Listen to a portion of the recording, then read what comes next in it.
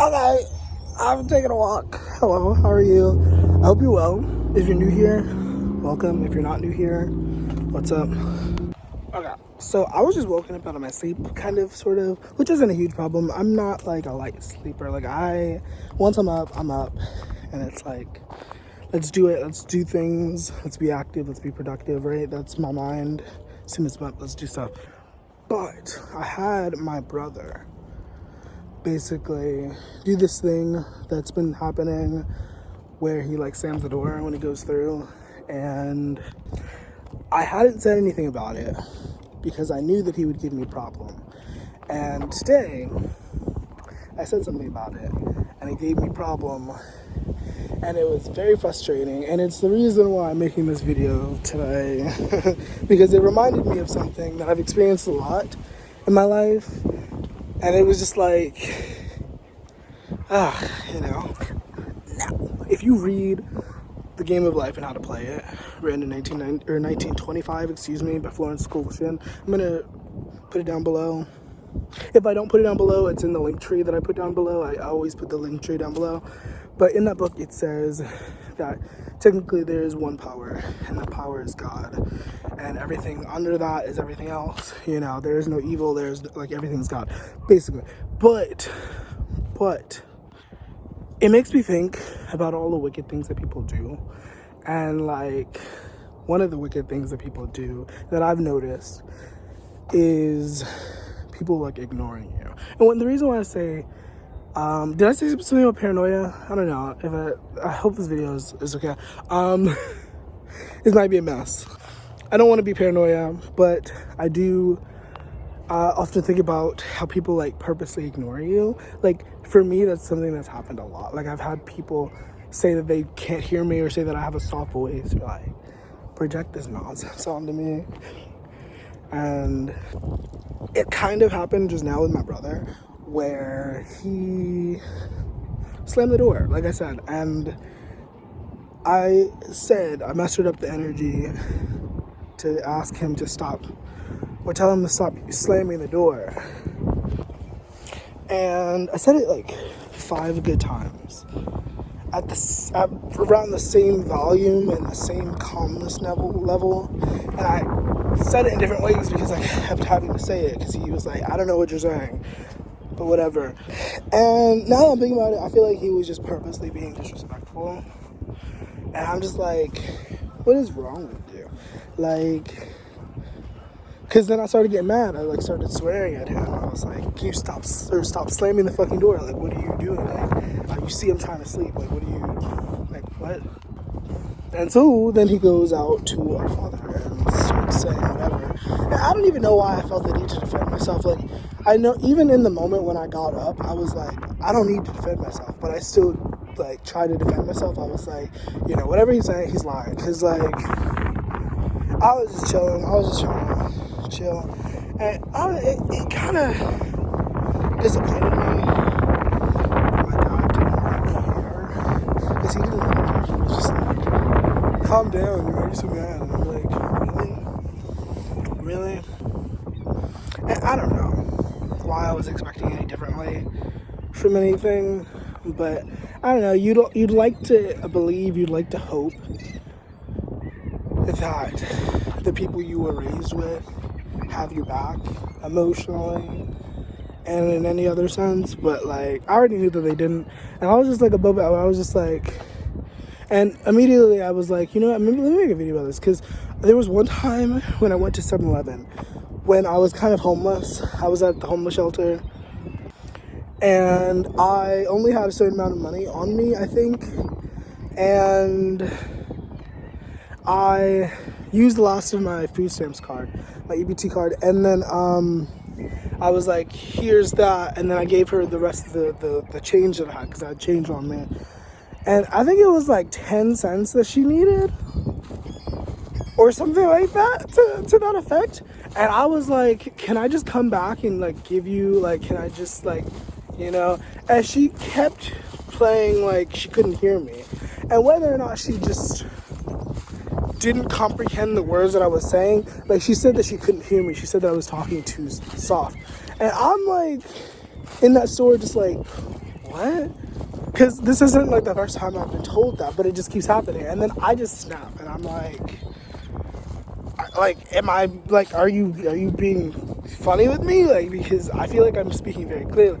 And it was like a moment where I felt like really empowered. It felt really weird, but it was like also really empowering. And I was like, oh wow, I just did that. And I felt really icky about it afterwards. Like that moment replayed in my mind for a little bit afterwards. It was like really innocuous, really, like it wasn't that big of a deal in my opinion. Like I feel like from an objective standpoint, it was just like a moment.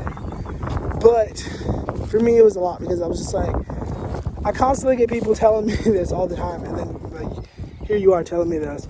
And with my brother just a minute ago, like once again, you expect the people that you are raised with to have sympathy for you and to like want the best for you. But for a lot of us, that is not the case. And it really was disheartening as fuck. Because then it was just like the moment I wasn't talking to him the way that he wanted me to talk to him, which was probably not at all. He like, you know, took it as an excuse to like, because I literally used the words respectfully and lovingly. And usually when I talk like that, he disengages, or they disengage, my family. And it's like, I don't know, once again, I don't really like to indulge in the idea of evil and indulge in the idea of like, some people are just bad, but sometimes seeing the way that they like respond, seeing the way that some people respond to like kindness is really crazy. Like, no lie, no cap. I had this dude tell me that, and I'm sure he's not the first person to think it, but he's the first person that said anything about it. And I was like, But basically, he said that, I'm not going to quote him verbatim, but like, there's this thing that I do where I like write little notes or whatever, and like, I'll sprinkle them around, like in convenience stores, supermarkets, porta potties, whatever, libraries, excuse me. And I did it over like in the space where I lived with this one dude, and I put it, because he worked at 7-Eleven, I put it in the 7-Eleven, and when I decided that I was like moving from that area, the details aside, I've talked about this in another video, in a breakup video, I think.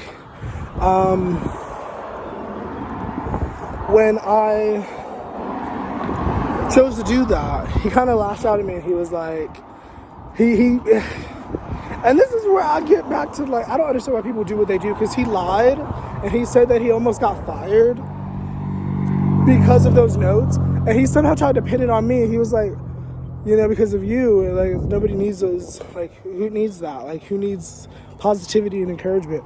And I was just like, what? That's a strange thing to say to someone. Like, what? Like, and once again, I don't like to believe in, like, the whole, like, evil and good shit. But when people say shit like that, I'm like, what the fuck? What is wrong with you? And then the way my family reacts, sometimes I'm just like, nah, like, y'all something else. Because ain't no way.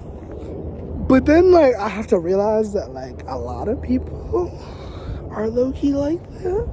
And it's, like, no judgment, no shame when I say that. Like, I ain't trying to be like, oh, you're a bad person because you, whatever. But, like, there's a lot of people in this world who really do, like, scoff at kindness. It's kind of interesting. I ain't gonna say details out of respect, but there's this one person in my family who is very close to me, and once again, I do this thing. Like, see how it starts with me doing a thing and then somebody responding in a way, you know? Isn't that funny? Is that interesting how that works? Cause and effect. But no, there's this thing that I like to do.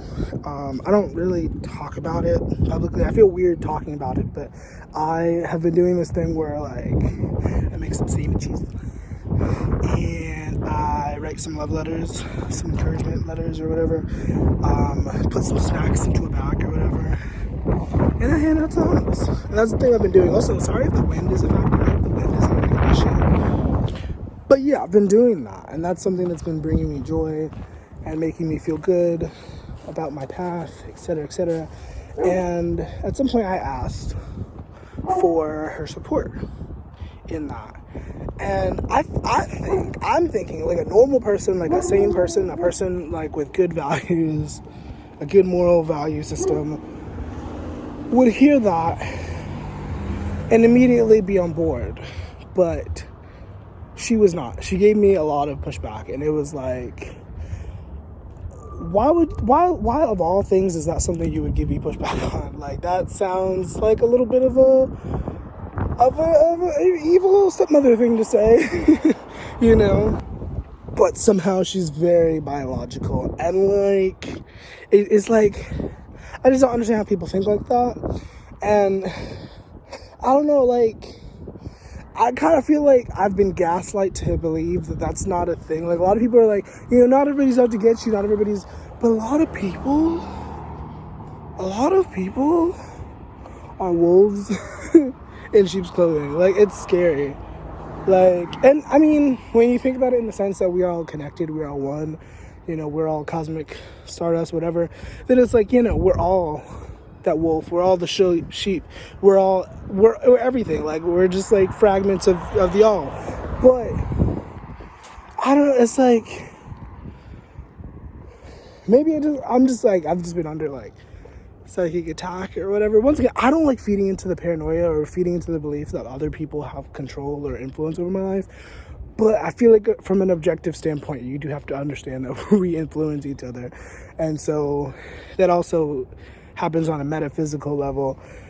But I don't know. I'll be really second guessing this you know what I mean? I don't know. I remember there was this one dude that I was watching on YouTube. I don't watch him anymore because I feel like he's a little bit too red pilly. I think, is it red pill? He's a little bit too in a certain direction for me. I definitely appreciate a lot that he says, but a lot of it is like very much so kind of like not fear mongering, but it is a lot of on the negative side of things. Like, but I mean, you got to be warned about it, I guess, right? Okay, I'm out of the beach, by the way.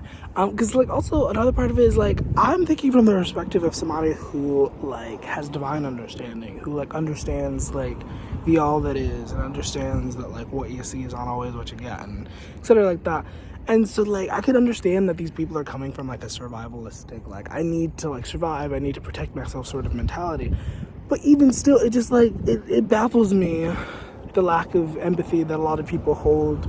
And once again, I guess the product of that, the result of that is or the reason for that is because, you know, the society at large, like the people like who perpetuate the fucking abuse, you know, like, and like, cause I don't know, like when people talk about gang stalking and shit like that, like I usually like kind of I take a pinch of salt and I'm like, I don't know.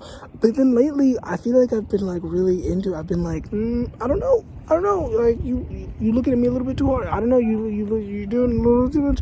And like it goes back to the schizophrenia. I'm like, to some degree sometimes it is a little bit in the over, like when you have the like the schizophrenic thoughts, it's like maybe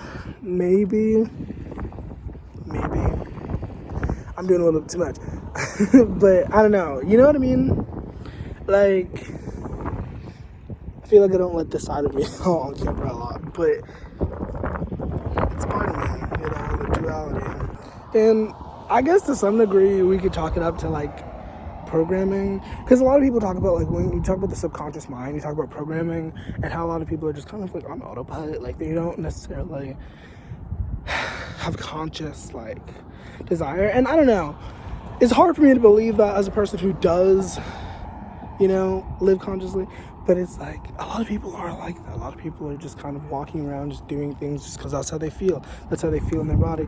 And it's no judgment when I say that, but it's like, it's scary because I'm coming from a more compassionate, more like logical, a more like, you know, in my opinion, more rational perspective. And you're just trying to protect yourself. You're just trying to protect your vessel. I'm like, I ain't trying to hurt you, bro. I don't even know why you gotta give me such a problem, you know? But it is what it is, you know? But all I say is, like, even if you were being gang stalked, even if you were being followed, it's like, as long as you know your divine power, as long as you know that you are the operant power of your reality, as long as you know that you are safe and protected, like, you're Gucci. Like, you don't necessarily need to worry about that. Like, it makes your skin crawl. It makes you feel weird to think about that people could be watching you, people could be like, you know, observing you, but it is what it is, you know. That's the world. That's the Truman experience. That movie was fucked up. Like, sometimes I think about that movie and I'm like, to literally live an existence like that, like it was just all dedicated to, like, that. And some people say that from a spiritual lens, like, that's what it is. It's like, you know, it's just, you know, brain in the vat, which is really crazy to think about. But anyways, I'm gonna end this. I feel like this has been a little bit of a crazy, chaotic video. Hope it was helpful. Hope it was useful. You know, like, these is